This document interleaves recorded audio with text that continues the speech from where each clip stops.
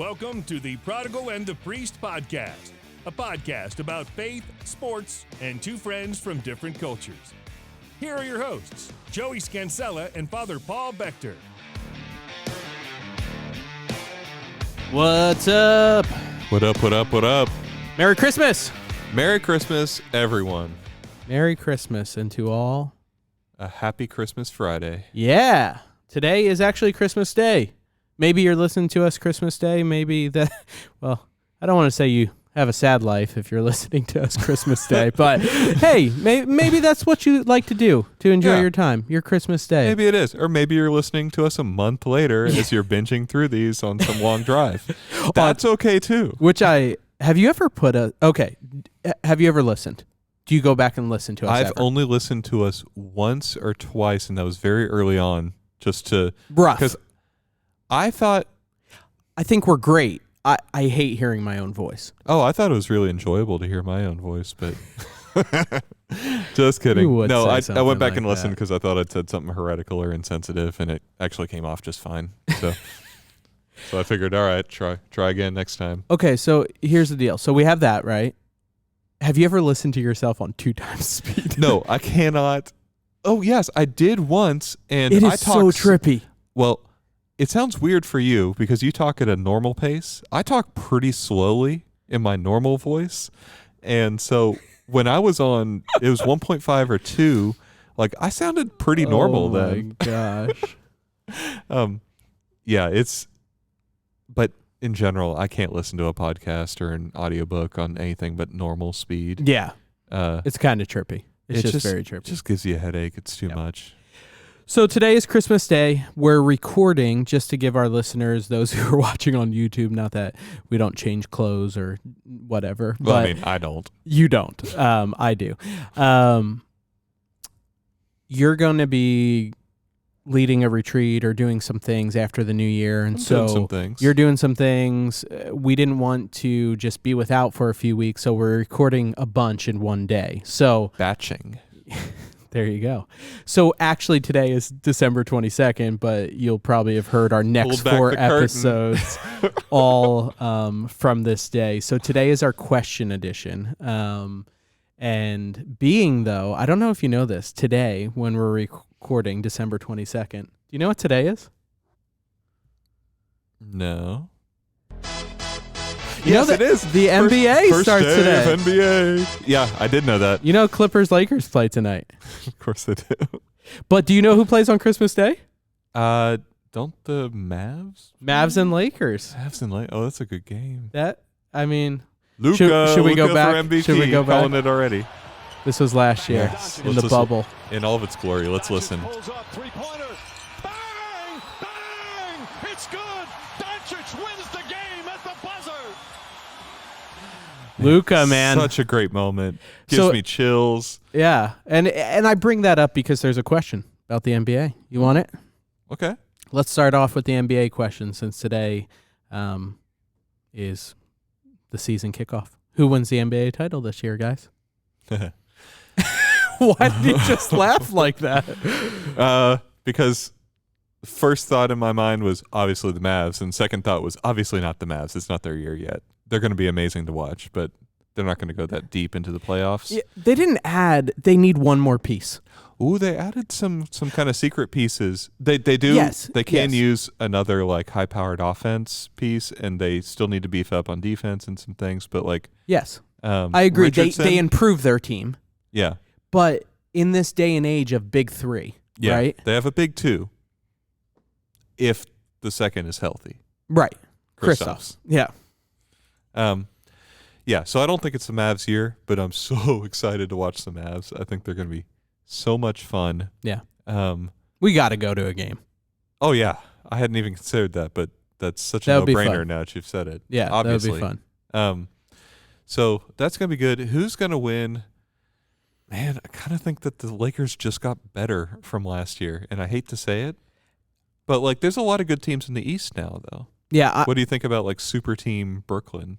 Yeah. It's going to be a dumpster fire. No. Steve Nash is the coach, right? Yeah.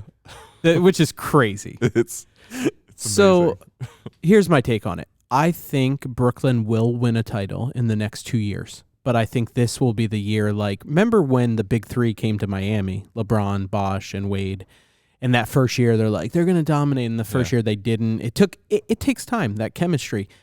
KD's, he's been not playing for such a long time, and yes, I've seen the highlights. He's still got it. He's great, but I think him, Kyrie, I just think it's going to take some time to mesh. Now, if they won, I wouldn't be surprised at all.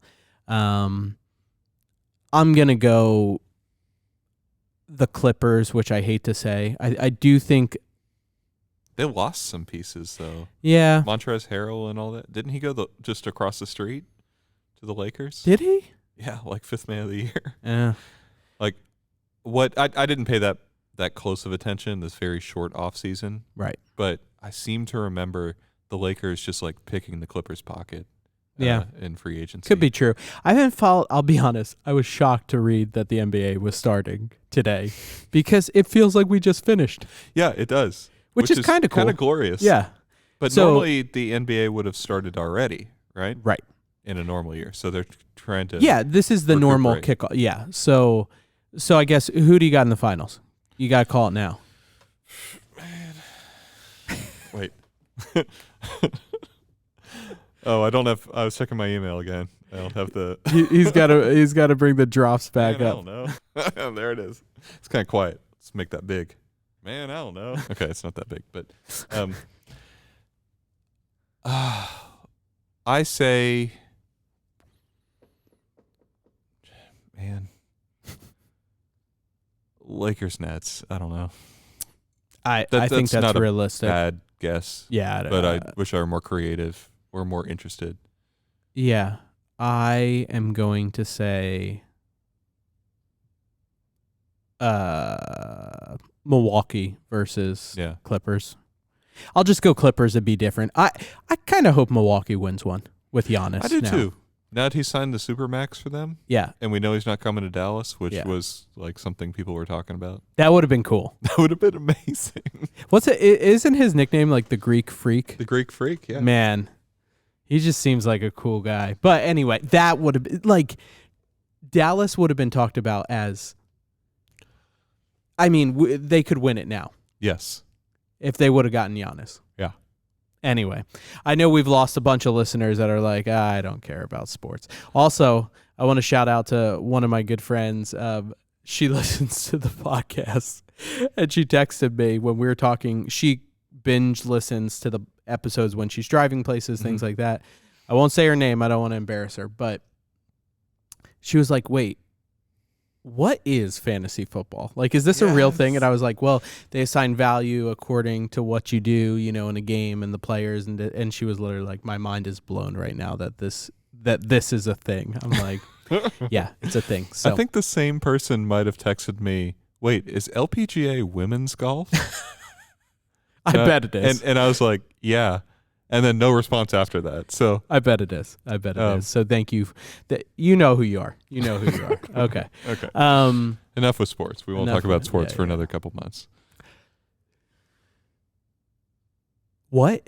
Being that it's just Christmas Day, somebody asked, what is the best Christmas present you've ever received? Oh. I know. I'm like, all these absolute questions just paralyze me. I don't know. What is one of the best Christmas one of the presents? best. Okay, that's much easier. I can do that. Really? Not off the top of my head, actually. I've received some really wonderful Christmas presents, but I don't want to just say something cool or some book that I liked and like miss that really meaningful thing. Uh-huh. Yeah. 1 year for my birthday, my parents got me, like, it was a combo birthday, Christmas, like my first real guitar, my first like real good guitar. And for those who don't know, I play guitar. That meant a lot. There's many sentimental things my wife has also gotten that, but we don't do as much for each other on Christmas. Like, our focus is on the kids and just Jesus. Nice. A little humble brag. Yeah, a little humble brag. So I'll toss out that. Okay. I'm going to, since you were kind of hedging with like sort of Christmas gift, but also kind of combo. My birthday's in December, so. It is. That's usually closer than what I'm going to give. But I don't remember what I've received for Christmas versus other times. And I know this wasn't a Christmas gift. But you'll just include But it. I'm just going to say it because I'm wearing them right now, actually. The boots that I'm wearing were an ordination gift given by one of my family members. And they're custom-made boots. Oh. Took me down, got me fitted. I discussed leathers with the guy. Ostrich, very nice, ostrich flank. There you go. And he did like some custom embroidery, so they've got like a kind of a Crusader cross on the front. Nice. It's got like JMJ on these initials that you can't normally see because Jesus, the pants Mary, cover it. Joseph. Yeah, Jesus, Mary, Joseph. I wear sandals almost exclusively as much as I can until it gets cold. But whenever I need closed-toed shoes, and during the winter because it's cold enough here in Texas for me to want closed-toed shoes, The boots. I wear the boots all the time, and I love them. They're comfy? They're very comfy. That's what I've always wondered about great. boots and Texans. They're so comfortable. Like they must be comfy if so many people wear them, right? Yeah, and this Just is never gone down that route. This is the first pair of boots I've ever had, and so I'm kind of spoiled with these like custom fitted ones. So you always keep them, right? You just get them resold or things like that? I've already had them resold once. Oh. And because you were ordained, I forget, you were like a fake priest for a few years. No, I was. Yeah, I was ordained in 2016. But you really didn't start public ministry. You're Till like last Jesus. Right. He started his public ministry at 33. Yeah. So for our listeners who don't know, you were ordained, but you were still studying, finishing up your studies. Yeah, I was in Rome for 3 years.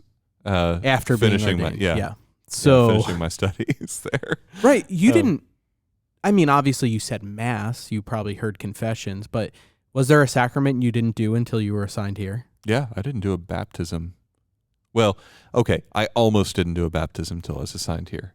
I flew back during my last year. I flew back and baptized my cousin's baby. Nice. And so I did one baptism, but like you can do baptisms when you're ordained a deacon. So that adds another year to it. And I would tell priests and stuff that I hadn't done a baptism in 4 years of ordained ministry. Yeah. And they were just blown away. They're like, what are you even doing? You're just, you're a fake priest. You're a fake priest. So baptism, I didn't do a wedding. Wait, what am I talking about? No, I flew back to do a wedding. I didn't do a baptism till I was here. Oh, okay. And I did baptize my cousin's baby eventually, but that was the next year when I was already assigned here. Oh, okay. I flew back to do their wedding when I was still in Rome. Yeah. Yeah, I didn't do a lot of sacraments until I was assigned here. But that all, we digress. The soles of your boots. You know. Soles of my boots are worn down. That's a great present. Great present, Yeah. great question. Thank you. Yeah. Okay. This one comes from Brian. How does Father Paul recommend to learn a new language for someone who is already an adult? Methods for practical languages that can be used every day, i.e. Spanish, methods for purely academic purposes that will not be practiced every day, maybe the Greek or Hebrew or things like that. So, Good question, Brian. Yeah. Good question, Brian. There are a million different ways to approach language learning. I read a book one time. I'd already gotten kind of pretty far into the language world, but I read a book called Fluent Forever by a guy, his name started Gabriel something. And I thought it was really good. And one of the things that he introduced me to was this flashcard tool, a digital flashcard tool called Anki, A-N-K-I. And I used that to learn modern Hebrew better than I'd ever learned a modern language. Really? Yeah, because my strength was always grammar over vocab. And that was part of the reason I liked the ancient languages so much is like I could learn the grammar and look up the vocab as needed. But if you don't know enough vocabulary, you can't have a conversation in a modern language. Like, you can get by with just vocabulary really far in a modern language, even if you don't know like all the ins and outs of conditional statements and hypotheticals and things. Yeah. It's the same thing. But when I got a chance to start learning modern Hebrew when I lived in Israel, and then it really took off for me. Like when I was deep into modern Hebrew, I knew it better than I knew Italian. And I'd lived in Italy for much, much longer. And a big part of that was the way I made use of flashcards. And I got the methodology from that book, Fluent Forever. And the program I used was Anki. I wouldn't get hung up on tools so much as like whatever you're doing. Right. But just that's where I would start for people, is to get a list of the most commonly used words in the language that you want to learn. Yeah. And to start making flashcards of some kind, and then use those every day until you have a base vocabulary enough that you could just throw out words and somebody could kind of understand where you were going with it. Yeah. Like without that, it's hard to move much further in terms of utility. And I heard practical languages, people comment that like Duolingo, which is free, is decent. Ones like that. Those things are good. I've never gone very far with those things myself, in part because I've never needed to. But I think they're good for getting people in the door. Yeah. You never needed to. Little flex. No, like I never needed to because like I was in Italian language classes and I learned it this way. He was already fluent, people. That's why he didn't need to. That wasn't meant to be a flex. No, I know. Soft flex. Flex. I wouldn't spend a lot of money on something like Rosetta Stone. Is that still a thing though? I don't know if it's still a thing, but there are other things kind of like it. Yeah. I used Rosetta Stone before I went to Italy. It was okay. It went really slowly. I've used something else. What is that called? It's just Google audio. Translate. No, it's just audio recording. Pimsleur language audio recordings. I thought those were better for me than Rosetta Stone, but they were good for me because I had a daily commute to and from school that was about 30 minutes each, where I was walking. Perfect. And I would listen to those. It was perfect for the lesson. So I was able to learn and get ingrained some of the basics of a language through the Pimsleur thing. That isn't a cheap route to go either. Right. I honestly think like the Fluent Forever route and the emphasis he puts on vocabulary and learning vocabulary with flashcards where you're not learning via translation but more from concept. So just to explain what that means, like the flashcards I would make on this program, I would put the Hebrew word there, and then I would put a picture of something on the other side that I could use as like a mnemonic to link to the meaning of that word. Got it. So I wasn't thinking in terms of English word, I was thinking in terms of picture. And then I would also record myself saying that word, so I'd have an audio kind of reinforcement. Nice. And do you still have these recordings? Yeah, I do. And then I found that there's a program online, which he recommended in that same book, called Forvo, where you can download recordings from most major languages and use them in this flashcard program. The other, just since I've gone down such a rabbit hole, I might as well finish. The other advantage to something like Anki, or there are other flashcard programs that do this, right, is they have an algorithm where they're able to give you the words that you need to refresh at that time, and words that you've mastered, it'll kind of put aside for a while, and then they'll bring back once they're starting to fade. They've got an algorithm that they use to kind of approach when you need to see certain words and focus on new words and how many new words you can take on per day and stuff like that. So it's helpful. Yeah. And for those not interested in learning a language, there is something called a pronunciation guide on YouTube that also does fake pronunciations, like Brett Favre, and it's like Bo Foofer. So look that up. That's my contribution to this one. Okay, one last fun question for Christmas. It's kind of a slash. Best Christmas song / best Christmas movie, in your guys' opinion? Die Hard. I knew you would say that. I knew. You can't say Die Hard. Do you actually believe it's a Christmas movie? I think it's a Christmas movie. Oh, you don't believe it's a Christmas movie. You have to actually choose a Christmas I like the idea movie. that it's a Christmas movie.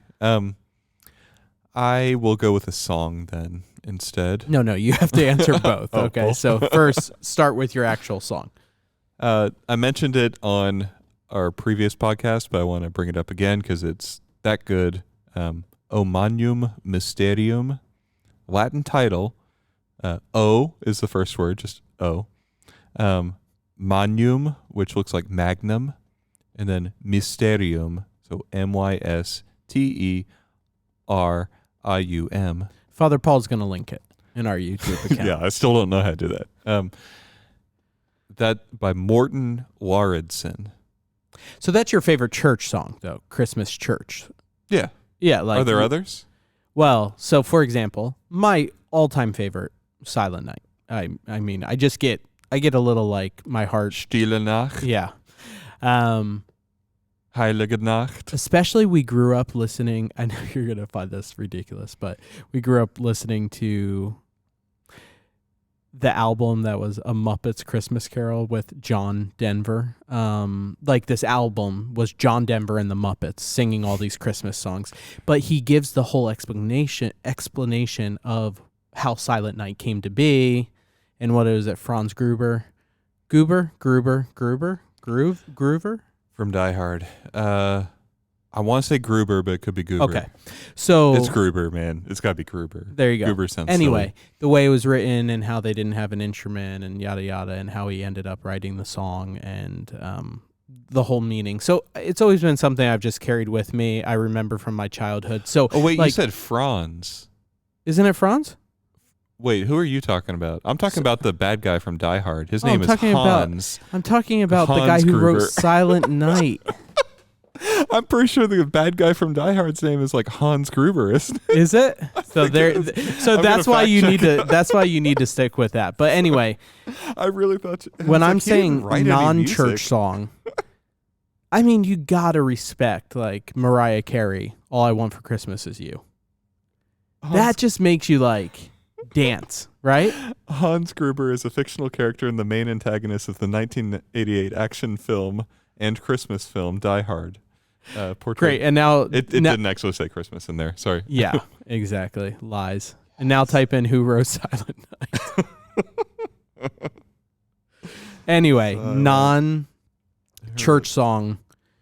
Mariah Carey. Franz Gruber. Franz Xavier. There we go. Javier Gruber. There you go. Amazing. So you have to say a non-church song then as well. Like I was saying, Mariah Carey, All I Want for Christmas. I put also in sync up there with like the Seriously? one like yeah, I'm like serious right now. Yeah. Merry Christmas and Happy Holidays, their song. It's so funny. So you have to say a secular song. Okay. That's part of the rules. Oh Holy Night. No. You have to say a non-song that you wouldn't hear in church. You could hear Silent Night. Okay. Yeah, but go for it. What's the French one? I like the French one. Okay, we're going to the next question. And then movie. You're going to stick with Die Hard? Yeah, I'll stick with Die Hard. I want to think of the French one. What's your movie? Best Christmas movie. Man. I like Little Drummer Boy. Little Drummer Boy? Come adore him. Yeah. That one. Okay. I'll let that one slide. You don't like any modern songs? Like we had a family like Christmas track that was my grandpa's that we then converted to digital and stuff. We'd listen to that every family Christmas, so it had older ones. Yeah. That's what I think of when I think of like Christmas morning music. Oh, you know what one you would like that is very traditional in our Italian family? It's Dominic the Donkey, the Italian Christmas donkey. Have you heard it? No. Okay, well, we're going to play it for you on Christmas when you come over. So anyway, favorite movie, probably, I don't know, Elf or some other Christmas movie like that.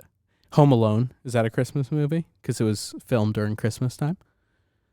Nah. See, that's like Die Hard. Nah, it's not like Die Hard. They're very different. Identical to Die Hard. Like literally worlds apart. Completely different thing. No, the exact same thing as Die Hard. So what is that French song? We will look it up or somebody tell us. Merry Christmas, everybody. We hope you have a blessed Christmas day, focusing on the birth of our Lord, and we hope you had some laughs and fun with us today. Submit a question on prodigalandthepriest.com. No, prodigalandthepriest@gmail.com or stannparish.ptp. Merry Christmas. Take care. God bless.